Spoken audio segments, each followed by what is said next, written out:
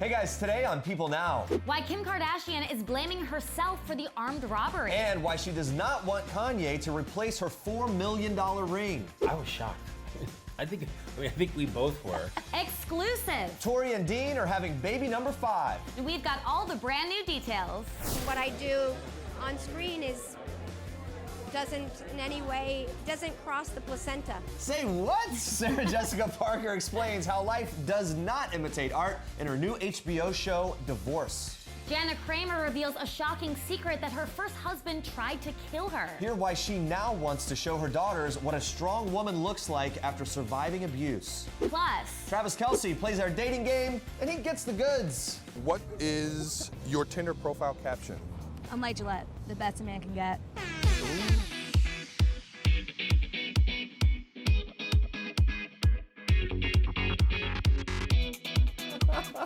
With a pickup line like that, what could go wrong? The best a man can get. Oh my goodness, so much to get to today, guys. Good morning. Welcome to People Now. We're streaming live. Here's what you need to know and what's trending today. Kim Kardashian West is, quote, blaming herself after she was bound, gagged, and robbed at gunpoint of nearly $11 million worth of jewelry in her Paris apartment Monday morning. As People has previously reported, 5 masked men wearing police jackets forced a concierge at the No Name Hotel to show them the reality star's room. Police sources told La Parisienne the men stole a jewelry box worth $6.7 million in jewelry and Kim's ring worth $4 million.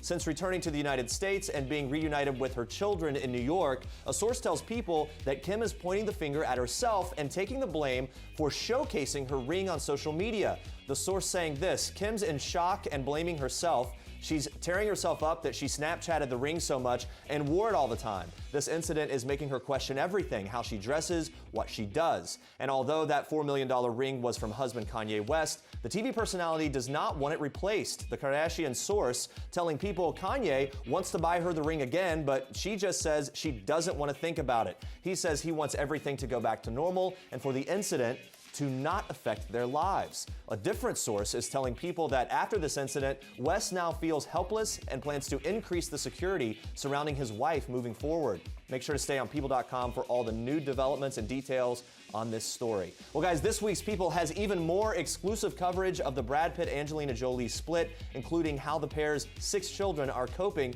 since news broke that Jolie filed for divorce from Pitt on September 19th. Now, Pitt and Jolie's children have been living in isolation during the divorce negotiations, and a source close to the family tells People it was hard for all of them. Speaking about the kids, the source says they are used to more activities and more entertainment, so it's difficult for them to just stay at the house. A family member of Jolie's tells People her family is broken, and the source goes on to say she's been staying strong for her kids. It's been a traumatic situation. Meanwhile, Pitt has been cooperating with the LA County Department of Children and Family Services investigation of allegations that he got verbally and physically abusive with his son Maddox during a flight on the family's private plane. On September 30th, Pitt agreed to Jolie getting temporary custody of the children until October 20th, but a source tells People that divorce negotiations have continued to intensify, saying Brad loves his children more than anything in this world, and they matter more than anything else to him. The source goes on to say he will do whatever it takes to be with them now and always. And now it appears there were early signs of trouble on the set of Pitt and Jolie's 2015 film By the Sea. A source that was on the set of the movie tells People that Jolie and Pitt were quite distant and apart all the time, and the source adds that Pitt and Jolie made separate business trips on the weekends during filming, and they hardly spoke when they were together. For even more on Brad Pitt and Angelina Jolie's divorce, make sure to pick up this week's People on newsstands everywhere Friday. I was shocked. I think we both were. It was a total surprise.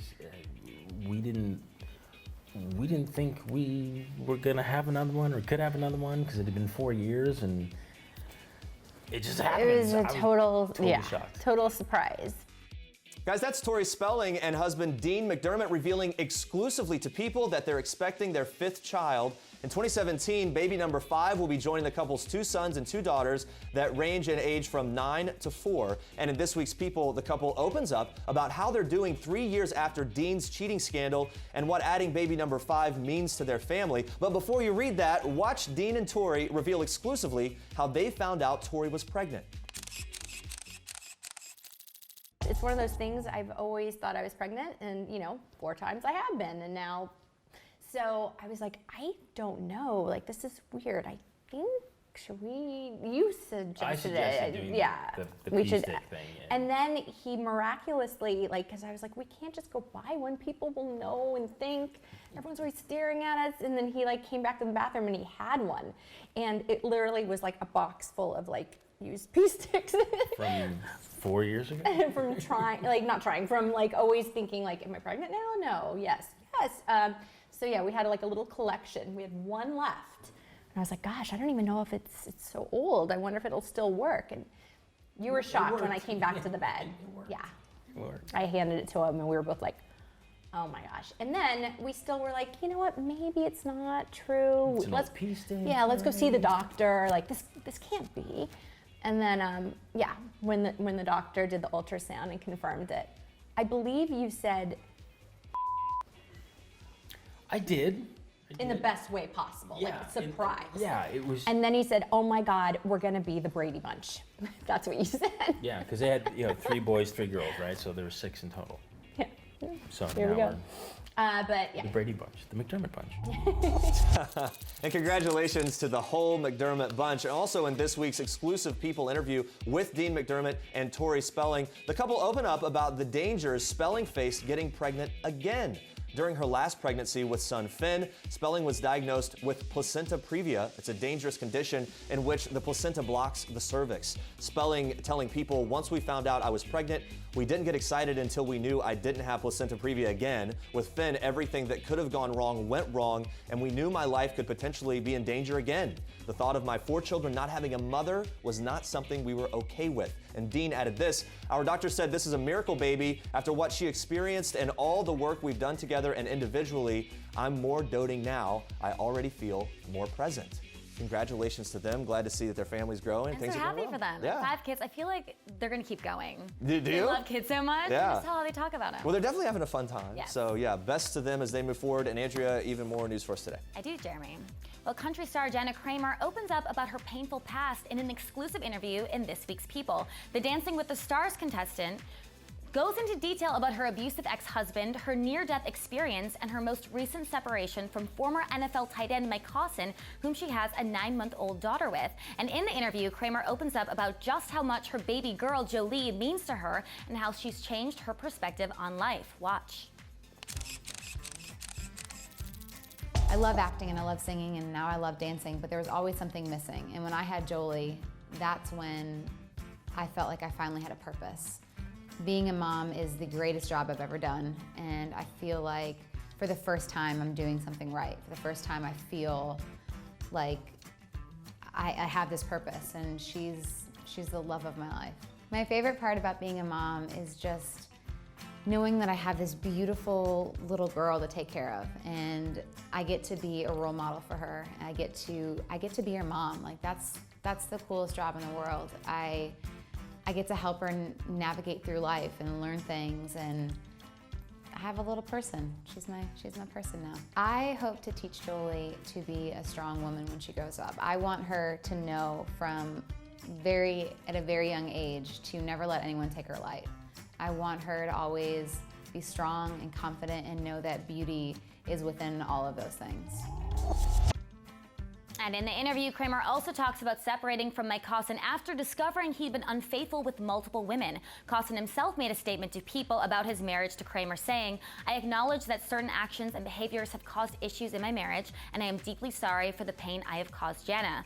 And Kramer opens up about the painful situation, telling People Mike Hawson was the biggest of the betrayals because it was the first time in a relationship where I truly loved the version of me. I didn't feel I had to prove that I was good enough. I was vulnerable and finally at peace with myself. I was fooled. I couldn't believe I was in another bad relationship. Well, for the full interview with Jana Kramer, make sure to grab this week's People on newsstands Friday. All right, former Real Housewife of Beverly Hills, Yolanda Hadid, opens up about how she's coping with Lyme disease, revealing that she's 80% better and that while she's unsure if she'll ever be completely cured, she's shooting for at least complete remission. She also revealed how her diet is helping her cope with the disease. She says, "I'm back on a very extreme diet. No gluten, no dairy, no grains, no caffeine, no alcohol, no black tea, and nothing that turns into sugar." And if you think that sounds boring, don't worry, Yolanda doesn't disagree. She tells people, "It's boring, but I would eat bark for a year if it would save my life. I would do anything." Yolanda has 3 children, models Gigi, Anwar, and Bella Hadid, and revealed last year that Anwar and Bella also suffer from Lyme disease. She tells people both of them are very committed to taking holistic protocols twice a day. Anwar is doing really good. For Bella, it's a bit more challenging because she lives such a high-stress life, but we're all committed to finding a cure. And on October 13th, Yolanda will attend the 2nd annual Global Lyme Disease Gala in New York City. All right, guys, moving on to this. Nico Tortorella is possibly my new favorite actor and person, from his super candid podcast called The Love Bomb to his role on TV Land's Younger. When Nico stopped by the People Now studios, I had to find out what it's like filming those steamy love scenes with co-star Sutton Foster, and he made a surprising revelation. Watch this. I was actually her first sex scene ever. Really? Yeah, so, and I mean, still to this day, I'm the only one that she's ever done it with, so we kind of just have this, like, rapport. I mean, we're like a couple of big goofballs at the end of the day, so we just make light of the entire situation. We're just laughing nonstop. We, like, sing these silly songs and just get So you kind of had to walk her through the first time. Kind of, yeah. I mean, I have had, like, a handful of these scenes. I mean, I'm no expert by any means. On camera. But yeah, I mean, it was a whole new territory for her, and she had just gotten married, you know, so like, I mean, I'm the only other guy that she's like hooking up with outside of her marriage, right? But yeah, I mean, we are obsessed with each other. We like genuinely care for each other. So it's great. I love that. What would you say is your favorite thing about working with Sutton Foster? Sutton Foster lives in the land of puppies and rainbows, and I've really never seen anything like it. She wants to surround herself with positivity constantly, and she does, and that, I mean, if that's not the greatest thing to look up to, I don't know what is. Fun stuff there. And coming in just a bit, watch how Nico reacts when Hilary Duff calls him out for his naked ambition. Yes, you heard that right. Stay tuned.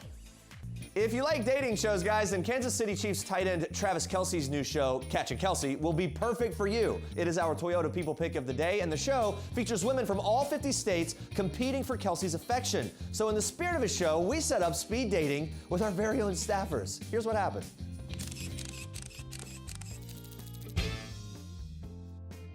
What is your Tinder profile caption? I'm like Gillette, the best a man can get. Ooh, like Gillette, the best a man can get, okay? My Tinder profile caption, it's a bunch of emojis of things I like.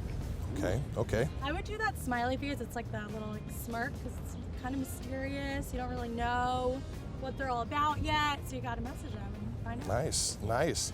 My caption would be live life to the fullest, cliche as it is, because whoever I match on Tinder, I would want them to do that as well. If you were to buy me a drink at the bar, what would it be? Bud Light, because it's not too strong, and I'm not trying to come on too strong. Ooh, I like that. Some thought. Turbo Blue. I'd say a Moscow Mule. Ooh. Any reason? Because it's refreshing. I'd have to go with a gin and tonic because it's not as boring as a vodka soda, but it's still on the little classier side. Okay, classy. I think I'd buy you a Blue Moon, because I love Blue Moon as well, and it always comes with an orange slice, so Gotta love great. the orange slice. Yep. The orange slice is a killer. Well, citrus. All right, that concludes our unbelievably epic speed dating round. And sir, now the decision is yours. Based on those random facts, who's your choice? Who's the winner? It's a tough one. You know what? I think Tiffany may have got me with the Moscow Mule. Tiffany with an I with the Moscow Mule. Congratulations.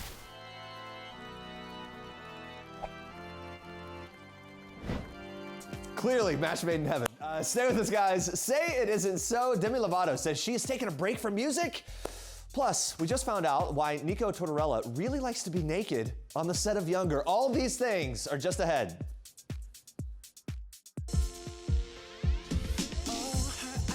Her eyes make the stars look like they're not shining. Her hair,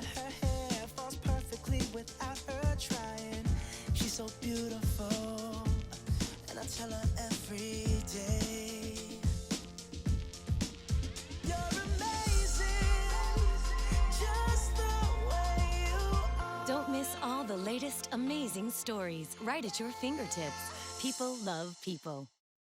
He's just a gentleman, but he also loves to be naked.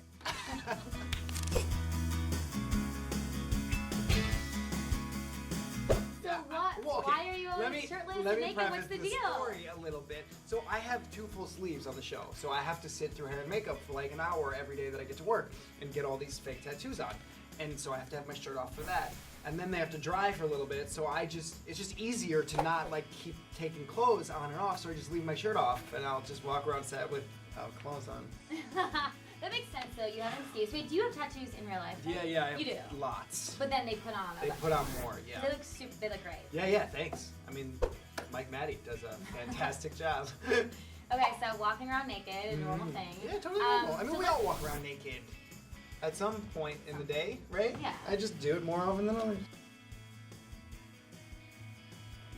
It's just a fact of life, guys. Get over it. Katherine Schwarzenegger, daughter of Arnold and Maria Shriver, spent her summer working with TJ Maxx's Road to Real campaign, which highlighted inspirational women all over the country. So when she stopped by, I had to ask her about one very specific inspiring woman, her mom, Maria Shriver. She reveals to me the best piece of advice that she's ever gotten from that very famous mom. Take a look.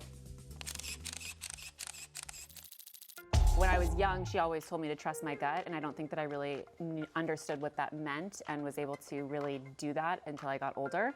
I think when you have different life experiences that test your gut, that makes you more comfortable and confident in it. And I think as I get older and start doing my own thing, it's really important to pay attention to that little voice in your head. And she always taught me that and continues to tell me that. And you know, she's a very inspirational woman, so I'm very lucky. How has your relationship changed with your mom as you've gotten older, as you've gone through things? Is it a little more friendship now? Yeah, I mean, I do everything with my mom. We're super, super close. My family is really close. We do everything together. And I talk to my mom several times a day and all my siblings and my dad. So we're a very, very close-knit family. My mom and I do a lot together as I've gotten older. You know, we continue to do a lot together and share a lot of things and life experiences, so it's awesome. It's that time again. The stars are on the move, and we're following them in today's edition of Star Trek. What I do on screen doesn't in any way cross the placenta. Do you know what I mean? I play all sorts of parts that I suppose one would wonder, but that's my job. That's what's interesting to me, and that's why I wanted to tell this story, and that's why I was originally interested in this idea and finding writers who could create a tone and an environment and a landscape that would be interesting and exciting. Well, that is one way to describe it. That's Sarah Jessica Parker at the premiere of her new HBO show, Divorce, which is about a woman whose marriage is falling apart. Parker talked about the difference between playing someone with a relationship that is in jeopardy while she herself is happily married to Matthew Broderick. And although there are a lot of serious moments in a divorce, Parker says she's still able to find the funny in it. It wasn't surprising to learn how much one can laugh, even at the worst moments of this kind of strife.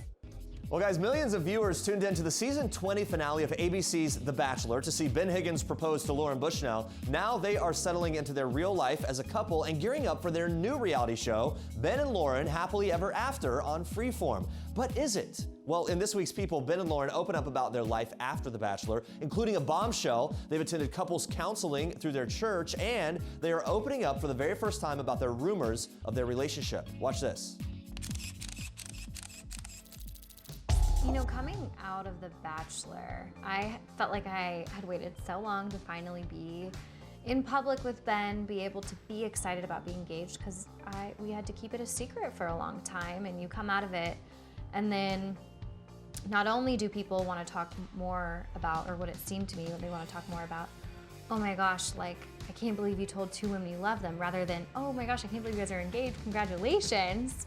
You have that element, and then you also have the element of, you know, press, and you have articles coming out that there's trouble in paradise, or we're not happy, or Ben's back together with JoJo.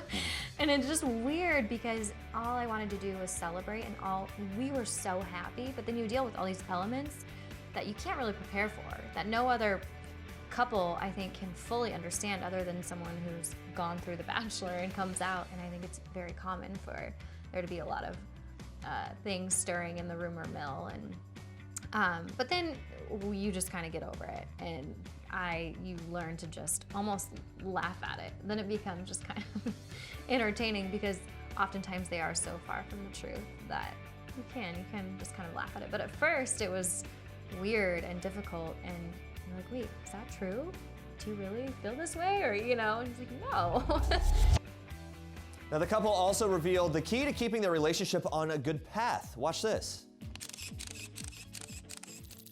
I think for us, because our lives are extremely busy and because we often have 10 people surrounding us, it's been really important to carve out like date night and to carve out time with just the two of us. We both are busy. We have this new show. I started a blog. We have friends here in Denver. So it would be really easy to count us, you know, in our everyday life with a lot of different people in our home, even though it's us hanging out and we're doing things that we normally do. It would be easy to say, oh, well, we spend all day together. But it's not quality time. It's not alone time. It's not really saying like, I'm gonna set aside this time for us and we're gonna go do something special, just the two of us. So I think we've learned to really make that a priority. You know, I think for me, it's Lauren and I getting to do some activities apart from anything else together. If that's with friends, if that's just the two of us, but you know, seeing how we are when we're having fun, seeing how we are when there's not a care in the world but what we're doing. If that's hiking, if that's going to Disneyland, which we've done, if you know that's going on a bike ride or a walk or going to a sporting event. To do that and to have fun doing that together, I think is big for us. And I think we aren't great at it. I don't think we do it a lot, but I think it's important for us to get better at it and to really take and be intentional about carving out that time to just have a good time, to celebrate our friendship, but also our relationship. Al Roker and NBC's Today Show gave an exclusive look inside Prince's Paisley Park estate Wednesday morning. The Purple Rain singer's home and recording studio in Minnesota is set to open to the public as a museum in honor of Prince's legendary career. The museum is full of Prince's iconic outfits, handwritten music notes, and other memorabilia that Prince meticulously saved over the years. Roker also talked with 3 of Prince's sisters about the museum and their brother's legacy, one of them, Sharon Nelson, telling him that this is always what Prince intended to happen to Paisley Park, saying he did plan it to be a museum. Everything is strategically placed. That would be really interesting to see, and like to be able to go there and get a snapshot of Prince's life and everything that he had there in that incredible estate, right?